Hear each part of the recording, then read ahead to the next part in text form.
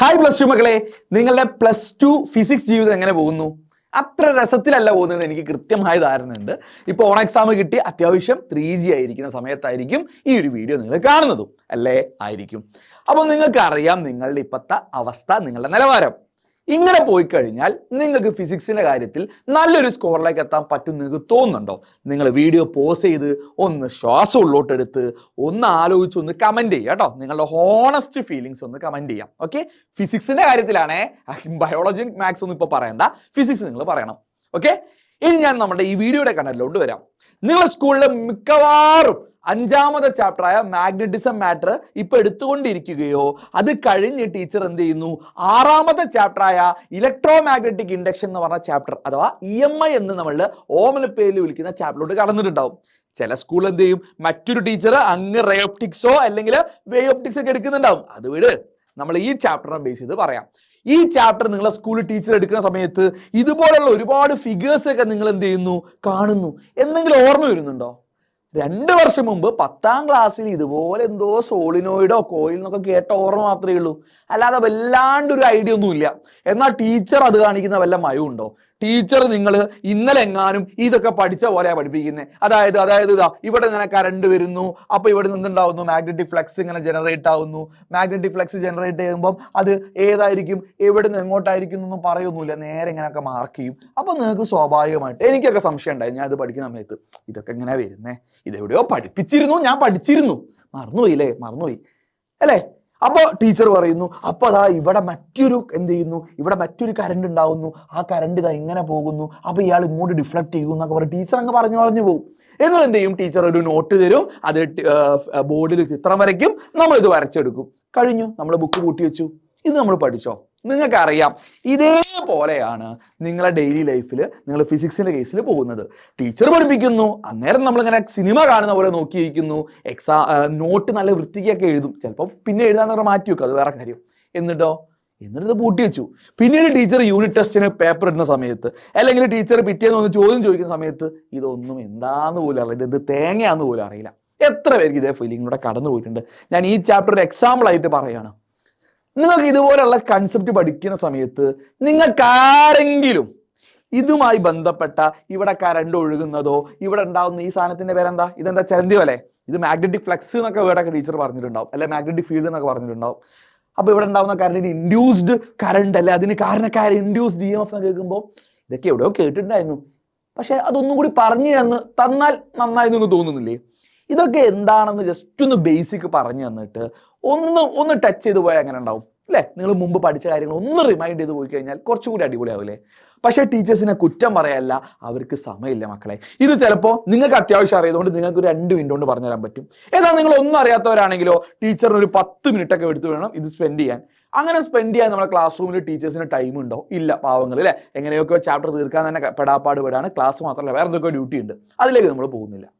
അപ്പൊ ഇത് ആരെങ്കിലും പ്രശ്നം സോൾവ് ചെയ്ത് തരണ്ടേ? ഞാൻ നിങ്ങളോട് ചോദിക്കുകയാണ്, ഇതുപോലെ കുറച്ച് മുമ്പുള്ള നമ്മൾ ഓൾറെഡി പഠിച്ച ബേസിക് ആയിട്ടുള്ള കാര്യങ്ങളൊക്കെ നമുക്ക് ആരെങ്കിലും പറഞ്ഞു തരാൻ ഇനി നമുക്ക് ഇനി ചാൻസ് ഉണ്ടോ? ഇനി ആരെങ്കിലും പറഞ്ഞു തരുമോ? ഇല്ല. സ്കൂളിൽ എന്തായാലും ടീച്ചേഴ്സിന് പറഞ്ഞു തരാൻ പറ്റുന്നില്ല. നിങ്ങൾ ഇനിയിപ്പോൾ കോച്ചിങ്ങിന് പോകുന്നുണ്ട്, അപ്പൊ കോച്ചിങ്ങിന് ഇപ്പോൾ ഓഫ്ലൈനിൽ പോകുന്നവരുണ്ടാവും, എഡ്യൂപോർട്ട് പോലെ ഓൺലൈനിൽ പോകുന്നവരുണ്ടാവും. നിങ്ങൾക്ക് ഇപ്പോൾ സാധാരണ ക്ലാസ്സിൽ ഇതെല്ലാം വീണ്ടും പറഞ്ഞു പോകാനുള്ള സമയമുണ്ടോ? ഇല്ല. അപ്പൊ ഇതൊക്കെ എന്തെങ്കിലും സോൾവ് ചെയ്യണ്ടേ? വേണം. നിങ്ങളുടെ പ്ലാൻ എന്താ? ഇത് സോൾവ് ചെയ്താലേ പഠിക്കാൻ പറ്റൂ എന്ന് നിങ്ങൾക്ക് അറിയാം. ഇത് സോൾവ് ചെയ്യാതെ പിന്നെ എപ്പോഴേക്കാ?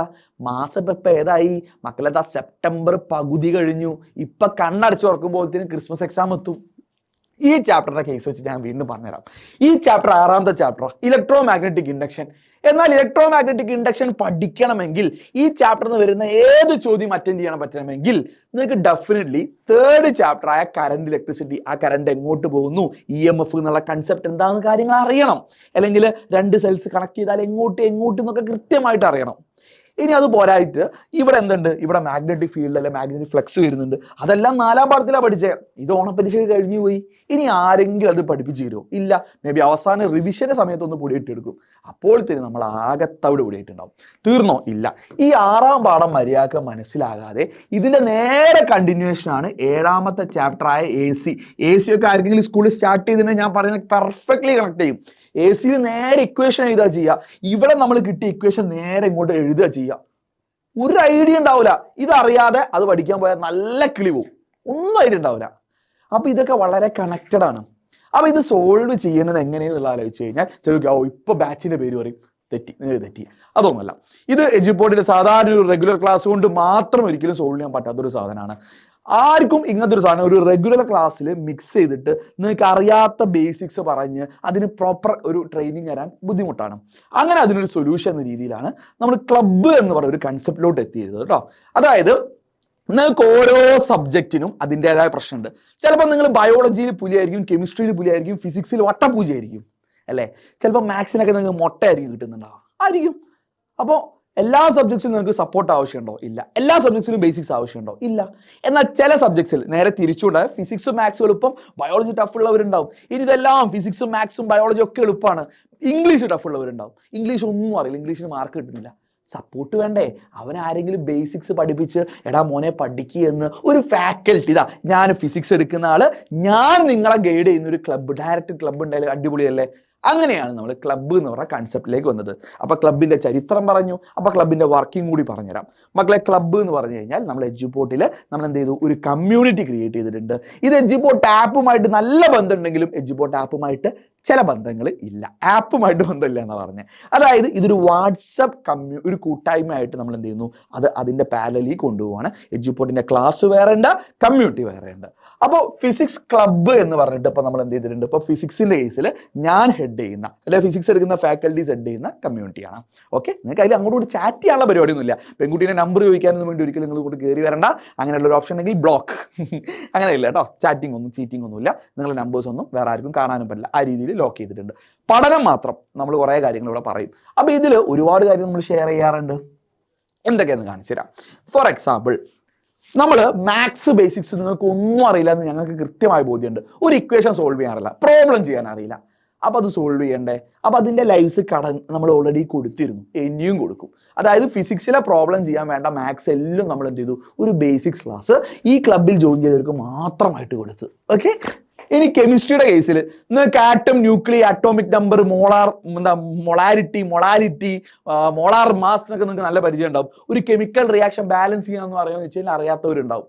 അപ്പോൾ കെമിസ്ട്രിയിലെ ഒരുപാട് ബേസിക്സ് ഉണ്ട്. എസ്പെഷ്യലി +2 എത്തിയിട്ടും ഇപ്പോഴൊരു കെമിക്കൽ റിയാക്ഷൻ ബാലൻസ് ചെയ്യാൻ കഴിയാത്ത എത്ര പേരുണ്ട്? ഒന്ന് വീഡിയോ പോസ്റ്റ് ചെയ്ത് ഒന്നും കൂടി കമൻറ്റ് ചെയ്യണേ. അപ്പോൾ അവർക്കൊക്കെ അത് ആരെങ്കിലും പഠിപ്പിക്കണ്ടേ? അത് നമ്മൾ ഇതിൽ സോർട്ട് ചെയ്യും. കെമിസ്ട്രിയുടെ atoms, nucleus, from basics, chemical ബോണ്ടിങ്ങിന്റെ ബേസിക് എല്ലാ തരം ബോണ്ടുകളും, ഹൈഡ്രജൻ ബോണ്ടും എന്താണ്, പൈ ബോണ്ട് എന്താണ്, സിഗ്മ ബോണ്ട് ആരൊക്കെ തമ്മിലാണെന്ന് പോലും നമ്മൾ പഠിപ്പിക്കുന്ന ലൈവുകൾ ഈ ക്ലബിലുള്ളവർക്ക് മാത്രം അവൈലബിൾ ആയിരിക്കും. മാത്സിൽ ട്രിഗ്നോമെട്രി +1 പഠിച്ച് മറന്നുപോയതാ എന്നാൽ അവർക്കും എന്തുണ്ട്, ഓപ്ഷൻ ഉണ്ട്. അവർക്കും ട്രിഗ്നോമെട്രിയുടെ ബേസിക്സ് അടങ്ങുന്ന ക്ലബ്ബ് മാത്സ് ക്ലബ്ബിൽ ഉണ്ടാവും, കെമിസ്ട്രി ക്ലബ്ബിൽ ഉണ്ടാവും. ഇതേപോലെ ഫിസിക്സിനും ബയോളജിക്കും CS-നും ഇംഗ്ലീഷിനും ഉണ്ട്. സെക്കൻഡ് ലാംഗ്വേജിനില്ല. അയ്യോ, മലയാളത്തിനും അറബിക്കും ഹിന്ദിക്കും ഒക്കെ എന്തിനാണ് ക്ലബ്ബ് നമ്മൾ നിലവിൽ രൂപീകരിച്ചില്ല. നിങ്ങൾക്ക് അത് ആവശ്യമാണ്, അതും നമ്മൾ രൂപീകരിക്കും. ഓക്കെ. അപ്പോൾ ഈ ഒരു ക്ലബിൻ്റെ കേസിൽ നമ്മൾ ഇതുമായി ബന്ധപ്പെട്ട് ഒരുപാട് വർക്ക് ഷീറ്റ്സ് പ്രൊവൈഡ് ചെയ്യുന്നുണ്ട്. അതെല്ലാം ഇതേപോലെ maths basics four physics worksheet 1, maths basics four physics part 2, maths basics four physics part 1, അങ്ങനെ പറഞ്ഞിട്ട് ഒരുപാട് എന്ത് ചെയ്യുന്നു, നമ്മൾ നോട്ട്സ് കൊടുക്കുന്നുണ്ട്. വർക്ക്ഷീറ്റാണ്. ഇതിൽ ഒരുപാട് പ്രാക്ടീസ് ക്വസ്റ്റ്യൻസ് ഉണ്ട്. നിങ്ങൾ ചിലപ്പോൾ ക്ലാസ് ഒന്നും കാണണ്ട, ഈ വർക്ക്ഷീറ്റ് മേ ബി കണ്ടാൽ മതിയാവും. നിങ്ങളെ ലൈഫ് മാറ്റി മറിക്കുന്ന വർക്ക്ഷീറ്റ്സ് ആണ്. ഇതെല്ലാ സബ്ജക്ട്സിലും നമ്മളിങ്ങനെ അപ്ലോഡ് ചെയ്യുന്നുണ്ട്. ആപ്പിൽ ക്ലബ് റിസോഴ്സസ് എന്ന് പറഞ്ഞ സെഷനിലാണ് വരുന്നത്. ഓക്കെ. ഇനിയാണ് ഇതെങ്ങനെ കിട്ടുന്നതായിരിക്കും സ്വാഭാവിക ചോദ്യം. പലർക്കും കാര്യം മനസ്സിലായിട്ടുണ്ടാവും. അങ്ങനെ നമ്മൾ യൂട്യൂബിൽ എല്ലാവർക്കും കൂടി പ്രൊവൈഡ് ചെയ്യാൻ പോകുന്നില്ല, അതങ്ങനെ തന്നെ ഞാൻ പറയാം. കാരണം ഇതിൽ അതിൻ്റെതായ എഫേർട്ട് ഉണ്ട്. അത്രയ്ക്ക് എഫേർട്ട് എടുത്തിട്ട് നിങ്ങൾക്ക് ഹോണസ്റ്റ് ആയിട്ട് യൂസ്ഫുൾ ആകുന്ന രീതിയിൽ തന്നെയാണ് നമ്മൾ ഇത് എന്ത് ചെയ്യുന്നത്, പ്രൊവൈഡ് ചെയ്യുന്നത്. അതിൽ നിങ്ങൾക്ക് യാതൊരു ഒരു പ്രശ്നം വരാതെ ഈ ക്ലബിൽ ഞങ്ങൾ ഡീൽ ചെയ്ത് തരും. നിങ്ങൾക്ക് ഫിസിക്സ് അറിയാത്തവരാണോ, മാത്സ് അറിയാത്തവരാണോ, കെമിസ്ട്രി അറിയാത്തവരാണോ, നിങ്ങൾ കൺസേൺ ക്ലബിൽ ജോയിൻ ചെയ്താൽ മതി.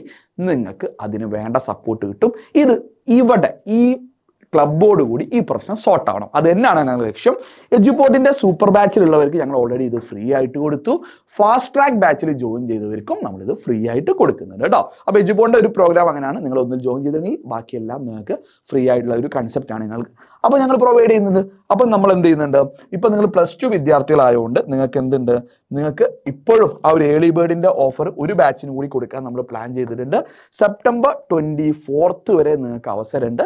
നിങ്ങളുടെ ഫീസ് 3799 ആണ് കേട്ടോ.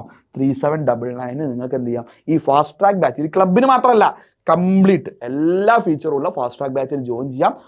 മാർച്ച് എന്നാണ് നിങ്ങൾ എക്സാം കഴിയുന്നവരെ അന്ന് വരെ നിങ്ങൾക്ക് സപ്പോർട്ട് ഉണ്ടാവും.